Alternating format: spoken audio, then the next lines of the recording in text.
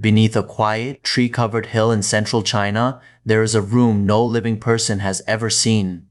Archaeologists know exactly where it is. They have mapped its walls, they have measured what is leaking out of it, and for 50 years, they have refused to open the door. The room holds the body of the most powerful man of the ancient world, the first emperor of China. The man who built the army of 8,000 clay soldiers that guards him to this day.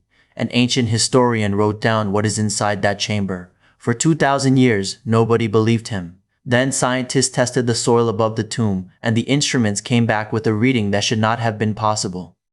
To understand why the most important tomb on Earth stays sealed, you need to hear what happened to the people who opened the last one. His name was Yingzheng. He took the throne of the state of Qin at 13 years old. By 38, he had conquered every rival kingdom and become Qin Shi Huang, the first emperor of a unified China. He standardized the currency, the writing system, the width of cart axles. He connected the walls that became the Great Wall. And he was terrified of one thing: dying. The emperor sent expeditions across the seas hunting for the elixir of eternal life. His court alchemists brewed him potions of powdered jade and liquid mercury, and he drank them. The substance his doctors promised would make him immortal was slowly poisoning him. He had also been preparing a second option. From the year he took the throne, 700,000 workers were carving a tomb into the earth beneath Mount Li. Not a grave. An underground empire, built over 38 years, designed to let him keep ruling after death. In 210 BC, on a tour of his eastern provinces, Qin Shi Huang died at the age of 49. Quite possibly from the immortality elixirs themselves. His ministers hid his death, propped his body in the imperial carriage, and rolled him home to the tomb. Then they sealed it, and the door has stayed shut ever since. For 2,000 years, the hill kept it secret. Then, in March of 1974, farmers digging a well outside the city of Xi'an struck something hard.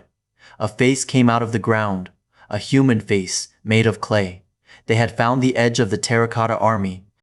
8,000 life-size soldiers, buried in battle formation, every single face different from the next. Archers, infantry, charioteers, generals. An entire army built to guard one dead man, standing at attention in the dark for 20 centuries.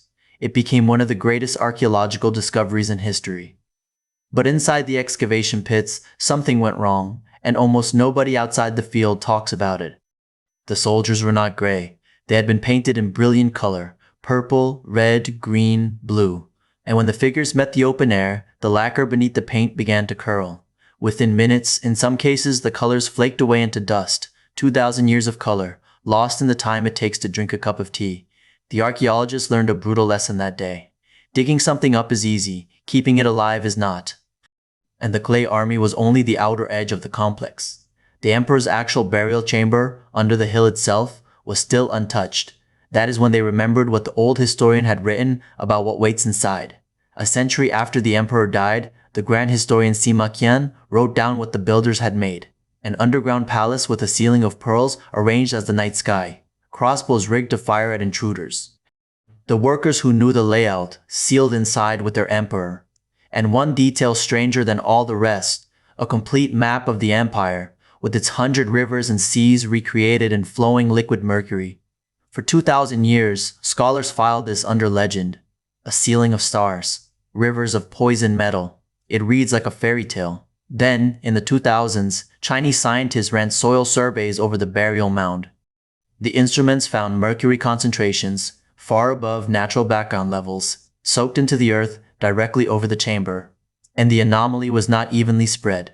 The strongest readings clustered in patterns, which researchers noted may echo where the great rivers of China would sit on a map. Think about what that means. The mercury is still in there, still sealed. If the roof of the chamber had ever collapsed, or robbers had ever broken through, the vapor would have escaped centuries ago. The leaking mercury is not just confirming the legend, it is the strongest evidence that no one, in 2,200 years, has ever been inside. To understand why nobody touches the first emperor, you need to know about Dingling. In 1956, Chinese archaeologists opened the tomb of the Wanli emperor of the Ming dynasty. It was the first imperial tomb the country had ever excavated on purpose. Inside were silks that had kept their color for 3.5 centuries, lacquered coffins, and the emperor himself. The dig became a catastrophe. The silks blackened and crumbled at the touch of air. Techniques for preserving them did not exist yet. Then political chaos swept the country. The site was stormed, and the remains of the emperor and his 2 empresses were dragged out and burned.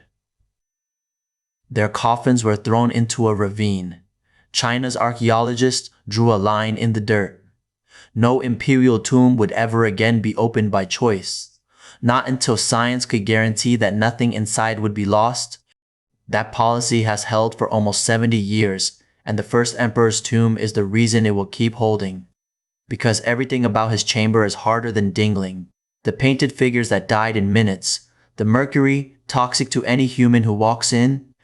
A buried structure that remote sensing shows is the size of a football pitch, with walls still standing and, by some readings, a drainage system that has kept the chamber dry for 2 millennia. The engineering is still working. Nobody wants to be the one who breaks it. So the most documented tomb on the planet sits in limbo. Scientists scan it from above with radar and remote sensing. They map chambers and ramps and walls without moving a grain of soil. Every few years, someone proposes a robotic probe or a sealed atmosphere dome over the entire hill, and every few years, the answer is the same. Not yet. The truth is that the tomb is safer sealed than open. The mercury that makes it deadly also guards it. The same readings that prove the chamber is intact prove that opening it carelessly would poison the very treasures inside. And there is one more possibility, the one archaeologists mentioned quietly. Sima Qian got the mercury right. The soil readings vindicated a detail everyone dismissed as myth for 20 centuries. If he was right about the rivers, he may have been right about everything else. The pearl sky. The crossbows still cocked in the dark. The model empire, complete and untouched, with its silent silver rivers still flowing. Somewhere under that hill, the ancient world is still running. Qin Shi Huang spent his life and his fortune chasing immortality. The potions failed him. The expeditions failed him. And yet, in the strangest way, he won. Every other emperor was dug up, looted, scattered, or burned. He alone remains exactly where he was placed, in the room no living person has ever seen, behind the door nobody dares to open. The man who wanted to live forever is the only one still in his palace. And until someone opens that door, he rules it still.